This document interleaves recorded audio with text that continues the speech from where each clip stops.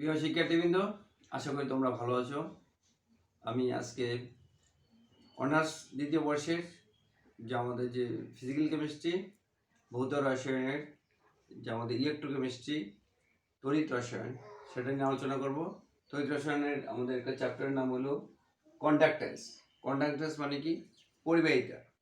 আমরা পরিবাহিতা অলরেডি 2টা ক্লাস করেছি, আজকে তৃতীয় ক্লাস পরিবাহিতা। পরিবাহিতা সম্বন্ধে আমরা সবাই জানি যে পরিবাহিতা কি জিনিস, যে এটা পরিবাহী রোধের বিপরীত রাশিকে পরিবাহিতা বলে। পরিবাহিতা সাধারণত কার দ্বারা হয়? পরিবাহিতা সাধারণত দেখা গেছে যে একটা দ্রবণে যে ক্যাটায়ন হয়, অ্যানায়ন, এই ক্যাটায়ন অ্যানায়নের পরিবাহিতাগুলি যোগ করলে পরে আমাদের টোটাল দ্রবণের পরিবাহিতা পাওয়া যায়। আমরা আজকে এই পরিবাহিতা চ্যাপ্টারে যে জিনিসগুলি পড়বো সেগুলি হলো হুইস্টন ব্রিজ পদ্ধতিতে পরিবাহিতা নির্ণয়, পর্ব পরিবাহিতা মাত্রিক টাইট্রেশনের মূলনীতি কি, পরিবাহিতা মাত্রিক টাইট্রেশনের সুবিধাগুলি কি, তীব্র অ্যাসিড ক্ষার, অ্যাসিড ও ক্ষারের মধ্যে, যেমন এখানে তীব্র অ্যাসিড এবং তীব্র ক্ষারের যে প্রশমন, সেই প্রশমনের গ্রাফটা পরিবাহিতা মাত্রিক গ্রাফটা কেমন হবে। তারপরে তীব্র অ্যাসিড এবং দুর্বল ক্ষার, যেমন তীব্র অ্যাসিড এবং দুর্বল ক্ষারের প্রশমনের গ্রাফটা কেমন হবে সেটা পড়বো। দুর্বল অ্যাসিড এবং তীব্র ক্ষার, এখানে দেখা গেছে দুর্বল অ্যাসিড, অ্যাসিটিক অ্যাসিড ও সোডিয়াম হাইড্রোক্সাইড, এর যে আমাদের পরিবাহিতা মাত্রিক টাইট্রেশনের যে কার্ভটা কেমন হবে, তুল্যতা বিন্দুটা কোথায় পাওয়া যাবে সেটা আমরা পড়বো। জলীয় দ্রবণে H+ ও OH- আয়নের অস্বাভাবিক পরিবাহিতার কারণ ব্যাখ্যা কর। তার মানে কি?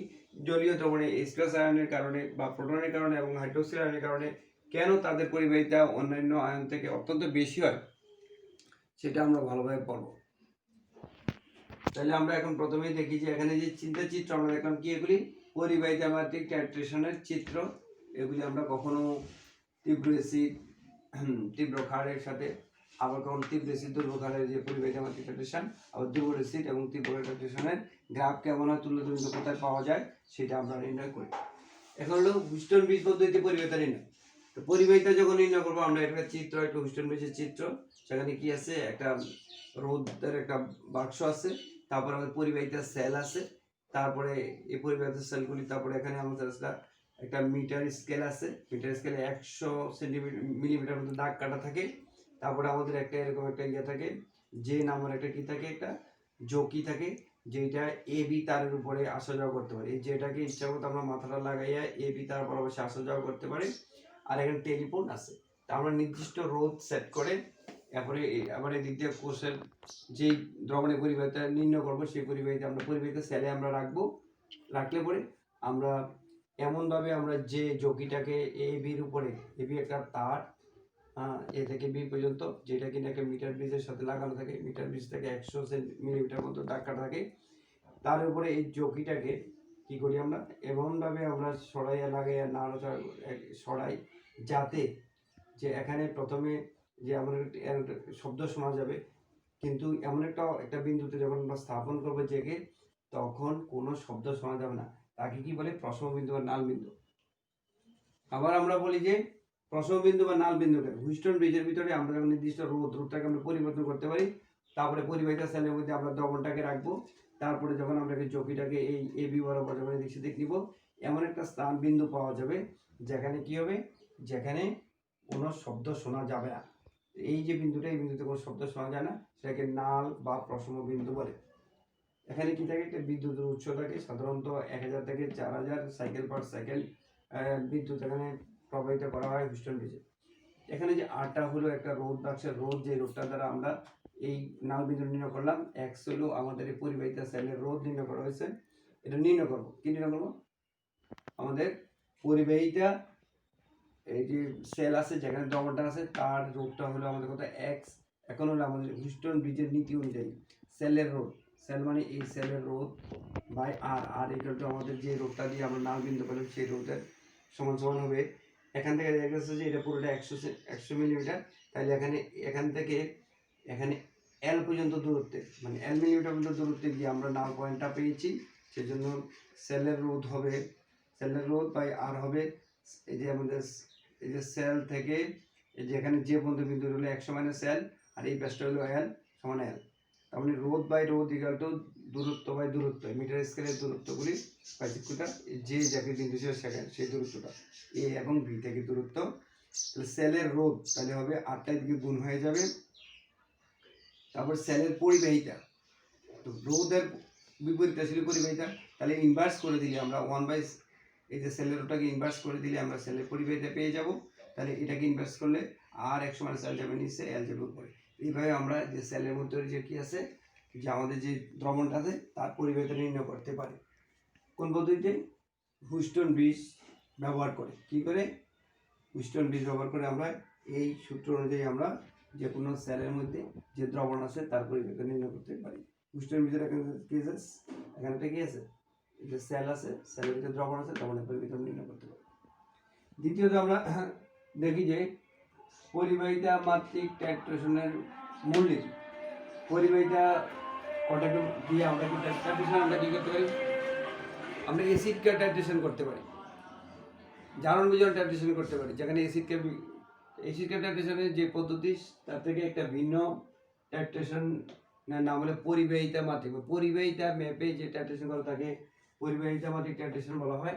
পরিবাহিতা দ্রবণে উপস্থিত আয়ন সংখ্যা ও গতিবেগের উপর নির্ভর করে। কিসের নির্ভর করে? যে একটা দ্রবণে কি পরিমাণ আয়ন আছে, আয়নের গতিবেগ কি তার উপর পরিবর্তন করে মূল দ্রবণের আপেক্ষিক পরিবাহিতার মান টাইট্রান যোগ করে, যেটা বুলেট থেকে যোগ করব, করার পর ধীরে ধীরে হ্রাস পায়। স্বাভাবিকভাবে আমাদের কি থাকবে? প্রথমে যদি আমাদের অ্যাসিড থাকে, অ্যাসিডে যদি আমরা টাইট্রান হিসেবে ক্ষার যোগ করি, তাহলে ক্ষার যোগ করার পরে প্রশমনের পরে আস্তে আস্তে অ্যাসিডের কিভাবে পরিবাহিতা, আমরা যদি অ্যাসিড দ্রবণে ক্ষার যোগ করি তাহলে যেহেতু অ্যাসিড ক্ষার দ্বারা প্রশমিত হবে, তাহলে আয়নের সংখ্যা কম হবে, পরিবাহিতা পর্যায়ক্রমে হ্রাস পেতে থাকবে। নির্দিষ্ট বা বিশেষ পর্যায়ে অতিক্রম করার পর নির্দিষ্ট দ্রবণ বুলেট থেকে যোগ করার পরে ক্ষার যখন যোগ করব, পরিবাহিতা কি করবে? সর্বনিম্ন কমার পরে আবার হবে। প্রথমে আমাদের অনিকেল প্লাসকে ছিল আমাদের অ্যাসিড, আর আমরা ক্ষার যোগ করতেছি, তাহলে ক্ষারের আয়তন বাড়তেছে। এক সময় পরে এখানে কি হবে? আমাদের পরবর্তী পর্যায়ে এরপরে কমার পরে আস্তে আস্তে পরিবাহিতা বাড়তে থাকবে। কি থাকবে? পরিবাহিতা বাড়তে থাকবে। আমরা কিভাবে পাই? আমরা এই যে আমরা গ্রাফটা করলাম, কার ক্ষেত্রে? শক্তিশালী অ্যাসিড বনাম তীব্র ক্ষার, দুইটাই তীব্র। তাইলে প্রথমে যখন অ্যাসিডের মধ্যে ক্ষার যোগ করলাম, তাহলে আস্তে আস্তে আমাদের কি আয়ন কমবে, প্রশমিত হবে, ফলে আমাদের পরিবাহিতা কমবে। নির্দিষ্ট সংখ্যা কমার পরে এরপর যখন সম্পূর্ণ প্রশমিত হয়ে যাবে, তখন আস্তে আস্তে আমাদের কি হবে? ক্ষার আর প্রশমিত হবে না, যে ক্ষারটা যোগ করব, ফলে আমাদের কি হবে? ক্ষারের বৃদ্ধির কারণে, ক্ষারের আয়নের কারণে এখানে পরিবাহিতা বাড়বে। তাহলে আমরা এই গ্রাফটা কিভাবে পাই? গ্রাফটা পাওয়ার পর হয়েছে যে প্রাপ্ত পরিবাহিতার মান। কিভাবে পরিবাহিতা পাবো? যে আমরা অ্যাসিড দ্রবণে ক্ষার যোগ করছি, আয়ন আছে, তাহলে পরিবাহিতা পেয়ে যাব। বারবার যখন যোগ করব, পরিবাহিতার মান আমরা ওয়াইকে আর এক্সকে আমরা ক্ষারের আয়তন দিব। কি দেব? ক্ষারের আয়তন। তাহলে আয়তন কিভাবে বাড়ছে? প্রথমে 1 মিলিমিটার, তারপর 2 মিলিমিটার, 3 মিলিমিটার, এবার ক্ষার দিচ্ছি, তো অ্যাসিড প্রশমিত হচ্ছে। হইতে হইতে একসময় কি হবে? অ্যাসিড প্রশমিত হয়ে যাবে, পরে শুধু অতিরিক্ত ক্ষার হবে। সেই কারণে আমাদের কি করবে? তুল্যতা বিন্দুর পরে আমাদের পরিবাহিতা বেড়ে যাবে। তো এই গ্রাফটা পাইতে হলে আমাদের তুল্যতা বিন্দু নির্ণয় করার প্রয়োজন নাই। আমরা প্রথমে দুইটা রেখা পাবো। একটা রেখা পাবো আমাদের ক্ষার যোগ করার কারণে আমাদের কি হচ্ছে? পরিবাহিতা হ্রাস পাচ্ছে, এবং অ্যাসিড সম্পূর্ণ প্রশমিত হওয়ার পরে শুধুমাত্র ক্ষার থাকবে, তখন পরিবাহিতা আস্তে আস্তে বাড়বে। ফলে দুইটা রেখা পাবো, একটা নিচের দিকে কমার রেখা, আর একটা হলো তুল্যতা বিন্দুর পরে অতিরিক্ত ক্ষার যোগ করার কারণে পরিবাহিতা বৃদ্ধি পাবে। ফলে এই দুই রেখাকে যখন আমরা কি করবো? এভাবে দুই দিকে বাড়াই দিব, তখন যেখানে ছেদ করে সেটা হলো তুল্যতা বিন্দু।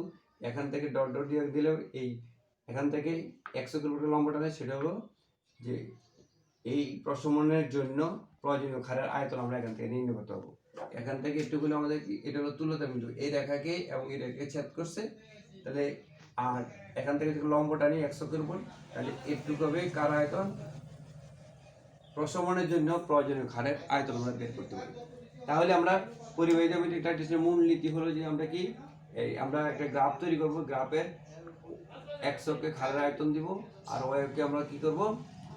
পরিবাহিতা দিব। দিলে পরে আমরা এইভাবে দুইটা রেখা পাবো, রেখাগুলি যোগ করলে যে বিন্দু সেটা তুল্যতা বিন্দু, তুল্য বিন্দু থেকে প্রশমনের জন্য প্রয়োজনীয় ক্ষার আয়তন বের করতে পারি।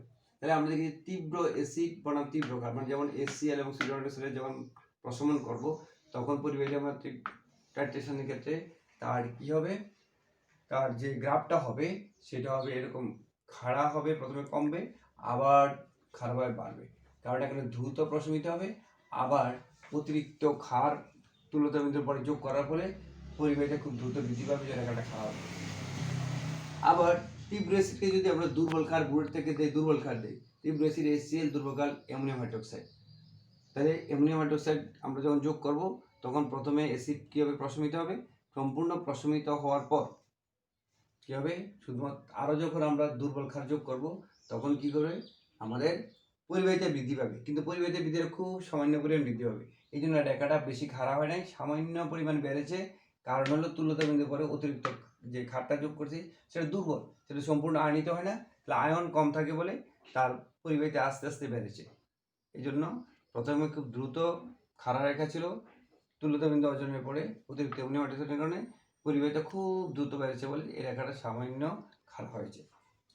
তৃতীয় হলো দুর্বল অ্যাসিড বনাম তীব্র ক্ষার, প্রশমনের ক্ষেত্রে পরিবাহিতা মাত্রিক টাইট্রেশনের ক্ষেত্রে কী ঘটবে, প্রথমে আমাদের দুর্বল অ্যাসিড যেমন আমাদের ইথানোয়িক অ্যাসিড আর তীব্র ক্ষার সোডিয়াম অ্যাসিড যোগ করব, প্রথমে আমাদের কী হবে, অ্যাসিডের সাথে ক্ষার বিক্রিয়া করলে প্রশমিত হবে অ্যাসিড, ফলে আয়ন কমবে, ফলে পরিবাহিতা হ্রাস পাবে, কিন্তু এখানে যে লবণটা উৎপন্ন হয় ইথানোয়িক অ্যাসিড ও সোডিয়াম হাইড্রোক্সাইড, এখানে লবণটা হলো সোডিয়াম ইথানয়েড, লবণের নাম কি CH3COONA, এটা একটা তীব্র লবণ, তীব্র তড়িৎ বিশেষ্য পদার্থ, সম্পূর্ণ আয়নিত থাকে, সম্পূর্ণ আয়নিত হওয়ার কারণে যত লবণ উৎপন্ন হবে ততই এটা আয়নিত বেশি হওয়ার কারণে সোডিয়াম এবং ইথানয়েড বেশি সম্পূর্ণ আয়নিত থাকবে, ফলে এখানে আস্তে আস্তে আমাদের যত ক্ষার যোগ করতেছি তাহলে দ্রাব্য আমাদের কি পরিবাহিতা বাড়ছে, কেন বাড়ছে, যেই লবণটা উৎপন্ন হয় সেটা হলো একটা কি তীব্র তড়িৎ বিশেষ্য পদার্থ, ফলে প্রথম থেকেই যখনই আমাদের দুর্বল ইথানোয়িক অ্যাসিড ও সোডিয়াম হাইড্রোক্সাইড আমরা কী করতেছি, আমরা যোগ ইথানোয়িক অ্যাসিড ও সোডিয়াম হাইড্রোক্সাইড আমরা যখন টাইট্রেশন করতেছি তখন পরিবাহিতা বৃদ্ধি পায়, পরিবাহিতা যেখানে কমার কথা বাড়ছে, কেন বাড়ছে স্টুডেন্টরা, এটা বাড়ার কারণ হলো যে লবণটা উৎপন্ন হয় সেটা সম্পূর্ণ আয়নিত অবস্থায় থাকে, ফলে উৎপন্ন লবণের কারণে এখানে পরিবাহিতা বৃদ্ধি পাচ্ছে। তারপরে যখন সম্পূর্ণ অ্যাসিড যখন প্রশমিত হয়ে যাবে তখন অতিরিক্ত সোডিয়াম হাইড্রোক্সাইড থাকবে, উপর থেকে সোডিয়াম হাইড্রোক্সাইড যতই যোগ করবো ততই, যেহেতু এটা সোডিয়াম হাইড্রোক্সাইড একটা তীব্র তড়িৎ বিশ্লেষ্য পদার্থ, এই জন্য খুব দ্রুত তার পরিবাহিতা বাড়বে, তাই প্রথমেও বাড়লো, কেন বাড়লো, লবণের কারণে, দ্বিতীয়ত বললো যে অতিরিক্ত তুল্যতা বিন্দুর পরে প্রশমন, তুল্যতা বিন্দুর পরে অতিরিক্ত সোডিয়াম হাইড্রোক্সাইডের কারণে খুব খারাপভাবে পরিবাহিতা বেড়ে গেছে, আর এই তুল্যতা বিন্দু হলো এই রেখা, আর এই রেখা যেখানে ছেদ করবে সেটা তুল্যতা বিন্দু, এখান থেকে একটা লম্ব টানলে যে আয়তনটা পাওয়া যাবে সেটি হলো প্রশমনের জন্য প্রয়োজনীয় ক্ষারের আয়তন। পরিবাহিতা মাত্রিক টাইট্রেশন ছাড়া কি টাইট্রেশন আছে, যেমন অ্যাসিড টাইট্রেশন আছে, জার্মিজেন টাইট্রেশন আছে, পরিবাহিতা মাত্রিক টাইট্রেশন অনেক সুবিধা কার থেকে, আমাদের অ্যাসিড ক্ষারের কি, যে আমাদের ভলিউমেট্রিক বা আয়তনিক প্রশমন থেকে, কেন বেশি ভরমাত্রিক অ্যাসিড ক্ষারের প্রশমন থেকে পরিবাহিতা ম্যাপে আমরা যে কোনো পদার্থের পরিমাণ নির্ণয় করা, অ্যাসিড ক্ষার নির্ণয় করা সহজ, বলছে পরিবাহিতা টাইট্রেশনে কোনো আমাদের কি লাগে না, প্রশমন বিন্দু নির্ণয় করতে হয় না, ফলে এখানে কোনো নির্দেশক ব্যবহার করতে হয় না, সেজন্য এটা অধিক সুবিধাজনক। আরো বলছি রঙিন ও গোলাটে দ্রবণের ক্ষেত্রে, যখন রঙিন ও গোলাটে দ্রবণ একটা দ্রবণ হবে তাকে যখন প্রশমিত করব তার তুল্যতা বিন্দুতে বর্ণ পরিবর্তন দেখা খুব কঠিন, কিন্তু এখানে তুল্যতা বিন্দু যেহেতু নির্ণয় করতে হয় না, পরিবাহিতা মাত্রিক কন্ডাক্টোমেট্রিক টাইট্রেশন যেহেতু তুল্যতা বিন্দু নির্ণয় করার প্রয়োজন নাই, তাহলে সেহেতু এখানে সহজেই আমরা কি করতে পারি, গ্রাফ এঁকে গ্রাফ থেকে তুল্যতা বিন্দু নির্ণয় করতে পারি। দুর্বল অ্যাসিড বা অতি লঘু দ্রবণে টাইট্রেশন নির্দেশকের বর্ণ পরিবর্তন লক্ষ্য করা যায় না, অ্যাসিড যখন দুর্বল, ক্ষার যখন দুর্বল হয় তখন টাইট্রেশনের এন্ড পয়েন্টে নির্দেশক বর্ণ পরিবর্তন লক্ষ্য করা যায় না, কিন্তু এটা যদি আমরা অ্যাসিড টাইট্রেশন না করে পরিবাহিতা মাত্রিক টাইট্রেশন করি, ভরমাত্রিক না করে পরিবাহিতা মাত্রিক টাইট্রেশন করি, তাহলে সহজেই তুল্যতা বিন্দু নির্ণয় করা যায় এবং এদের ঘনমাত্রা এবং পরিমাণ নির্ণয় করা যায়। তুল্যতা বিন্দুতে অধিক সাবধানতা অবলম্বন করতে হয় না, কারণ তুল্যতা বিন্দু যদি 1 ফোঁটা অ্যাসিড ক্ষারের প্রশমনে যদি তুল্যতা বিন্দু যদি 1 ফোঁটা বেশি অ্যাসিড বা ক্ষার পড়ে যায় তাহলে আমাদের হিসাবে গন্ডগোল হয়ে যাবে, কিন্তু পরিবাহিতা মাত্রিক টাইট্রেশনে যেহেতু কি করতে হয় না, যেহেতু তুল্যতা বিন্দু নির্ণয় করতে হয় না, তুল্যতা বিন্দুর ক্ষেত্রে এই জন্য সাবধানতা অবলম্বন করতে হয় না। পরিবাহিতা ম্যাট্রিক ট্র্যাডিশনে কোনো নির্দেশক নির্বাচন করতে হয় না, সেজন্য এটা অনেক সহজ এবং অনেক সুবিধাজনক। তাহলে আমরা দেখলাম যে পরিবাহিত জ্যামিতিক ট্র্যাডিশনের মাধ্যমে আমরা কি করতে পারি, তুল্যতা নির্ণয় করতে পারি এবং কোনো পদ্ধতিতে আমরা এসিড বা ক্ষারের কি নির্ণয় করতে পারি, ঘনমাত্রা পরিমাণ নির্ণয় করতে পারি। এটা অনেক সুবিধাজনক ভরমাত্রিক ট্র্যাডিশনের চেয়ে। এখন আমাদের একটা প্রশ্ন হলো, জলীয় দ্রবণে H+ বা প্রোটন এবং OH- বা হাইড্রোক্সাইড অস্বাভাবিক পরিবাহিতার কারণ, মানে অন্যান্য আয়ন থেকে দ্রবণে H+ এবং OH- বেশি পরিবাহিতা সৃষ্টি করে তাদের তুল্য পরিবাহিতা অত্যন্ত বেশি হয়। কারণটা কি? বলছে যে গ্রোথাস মেকানিজম এখানে কাজ করে। কি মেকানিজম? গ্রোথাস মেকানিজম বা প্রোটন লম্ব কৌশল। এই কৌশলের কারণে জলীয় দ্রবণে যদি H+ থাকে তাহলে কি হয়, অধিক H+ এর অত্যাধিক কি হয়, পরিবাহিতা হয়। কি বলছে যে সাধারণত আমরা বলছি যে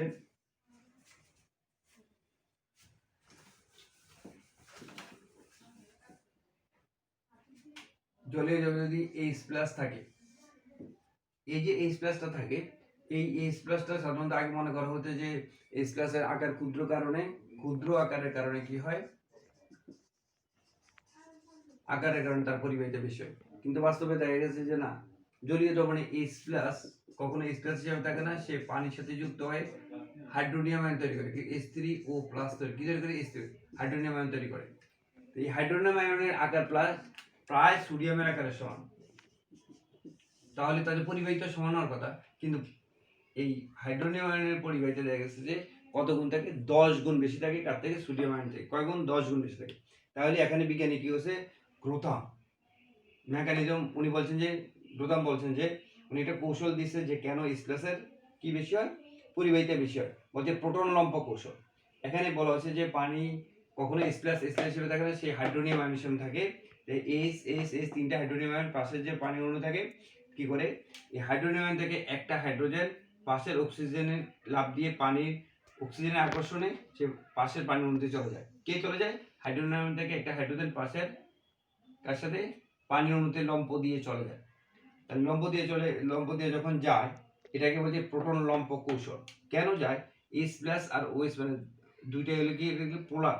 এই পোলারিটির কারণে যে পানির অণু এবং যে হাইড্রোনিয়াম আয়ন দুইটা কি পোলারিটি আছে, পোলারিটির কারণে একটা হাইড্রোনিয়াম আয়ন থেকে H+ চলে যায় পাশের পানির অণুতে চলে যায়, কার আকর্ষণে? অক্সিজেনের কারণে। পরবর্তীতে এই যে এখানে এটা হাইড্রোনিয়াম আয়ন তৈরি হলো দ্বিতীয়টা, পরে এখান থেকে একটা হাইড্রোজেন চলে যায় পাশের অক্সিজেন অণু বা পানির অণু অক্সিজেনে চলে যায়। পরবর্তীতে এটা হাইড্রোনিয়াম তৈরি হলো। পরবর্তীতে আবার এই পানির অণু থেকে হাইড্রোনিয়াম আয়ন তৈরি হওয়ার পরে হাইড্রোনিয়াম থেকে একটা হাইড্রোজেন চলে যায় পাশের হাইড্রোজেন অণুতে চলে যায়। এই যে হাইড্রোজেন অণু হাইড্রোনিয়াম থেকে বারবার পানির অণুতে চলে যাচ্ছে, এটাকে বলে প্রোটন লম্ব কৌশল। এই কৌশলের কারণে দ্রুত H+ এর সামনের দিকে অগ্রসর হতে থাকে, ফলে H+ এর যে গতিবেগ বৃদ্ধি পায়, এই গতিবেগের কারণে হাইড্রোনিয়ামের এই প্রোটন লম্ব কৌশলের কারণে এবং তার গতিবেগ বৃদ্ধির কারণে এখানে হাইড্রোজেন আয়নের দ্রবণে থাকলে তার কি পরিবাহিতা অত্যন্ত বেশি বৃদ্ধি পায় অন্যান্য আয়নের তুলনায়। প্রশ্নটা কি ছিল? জলীয় দ্রবণে H+ আয়নের অস্বাভাবিক পরিবাহিতার কারণ ব্যাখ্যা করো।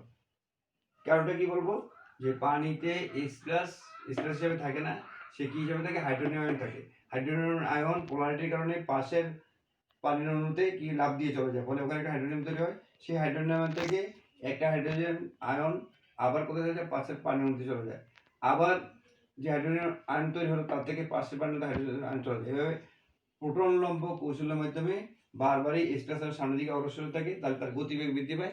এই জন্য H+ আয়নের গতিবেগের কারণে তার পরিবাহিতা অত্যন্ত বেশি অন্যান্য আয়ন থেকে। তো স্টুডেন্টরা আজকে আমরা কি করলাম, যে হুইস্টন ব্রিজ পদ্ধতিতে পরিবাহিতা নির্ণয়। এখানে আমরা দেখলাম যে পরিবাহিতা কিভাবে নির্ণয় করা হয় এখানে। তারপরে পরিবাহিতা মানে ট্র্যাডিশনের মূলনীতি, পরিবাহিতা ট্র্যাডিশনের মূলনীতি কি, কিভাবে আমরা করি, যে আমরা এখানে দেখলাম যে মূলনীতিটা কি, যে আমরা সাধারণত খাটটা থাকে আমাদের বুরেটে, আর কণিকের গ্লাসে থাকে আমাদের অ্যাসিড, বা একটা বিকারে থাকে আমাদের অ্যাসিড। তারপরে আমরা কি করি, ওখানে পরিবাহিতা কন্ডাক্টোমিটারের সাহায্যে বারবারই পরিবাহিতা মাপে। পরিবাহিতাগুলি আমরা কোথায়, এক্স ওয়াই অক্ষে, এবং ক্ষারের আয়তন আমরা ওয়াই অক্ষে দিলে আমরা এরকম কি করি, দুইটা রেখা পাই, রেখাগুলি পর যোগ করলে তুল্যতা বিন্দু পাই, তুল্যবিন্দু থেকে আমরা ক্ষারের প্রসারণের জন্য আয়তন পাই। এটা গ্রাফ থেকে আমরা এই ধরনের গ্রাফ পাই।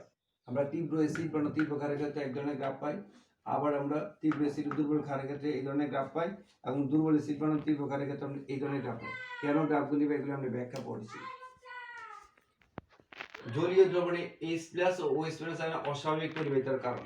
আমরা H+টা আমরা দেখলাম যে প্রোটন লম্ব পদ্ধতিতে যায়, ঠিক তেমনি একটা হাইড্রোক্সিল আয়ন যদি জলীয় দ্রবণে থাকে, কি OH- আয়ন যদি জলীয় দ্রবণে থাকে, সেইটা কি করে পাশের পানির অণু থেকে H+ গ্রহণ করে পানি হয়, আবার সেটা OH- পরিণত হয়। এই OH- আবার পাশের পানির অণু থেকে H+ গ্রহণ করে পানিতে পরিণত হয়। তাহলে উৎপন্ন OH- আবার পাশের পানির অণু থেকে কি H+ গ্রহণ করে। এবার প্রোটন লম্ব কৌশলের মাধ্যমে হাইড্রোক্সিল আয়নটা কি করে গতিবেগ প্রাপ্ত হয়, সামনের দিকে অগ্রসর হতে থাকে, ফলে তারও পরিবাহিতা অত্যন্ত বৃদ্ধি পায়। শিক্ষার্থীরা, আশা করি তোমরা এই ক্লাসটা ভালো মতো মানে ফলো করেছো। আমরা আগামী ক্লাসেও তোমাদের এই পরিবাহিতা কন্ডাক্টের চ্যাপ্টারটা আমরা আলোচনা করব। তোমরা আমার সাথে থাকবে, পড়াশোনা করবে, সবসময় এই ক্লাসগুলি আমরা কীভাবে বারবার দেখবে যে আমরা কী পড়াতে চাচ্ছি। তারপরে যদি তোমরা বুঝতে অসুবিধা হয়, তোমরা কমেন্ট বক্সে কমেন্ট করবে। আমরা পরবর্তী ক্লাসগুলিকে তোমাদের যে জিনিসগুলি তোমরা অস্পষ্ট আছে, কম বুঝে, সেটা ভালো আলোচনা করব। তোমরা রীতিমতো পড়াশোনা করবে, তোমরা ভালো থাকবে এবং ভালোভাবে সময়গুলি কাটাবে। সবাইকে ধন্যবাদ।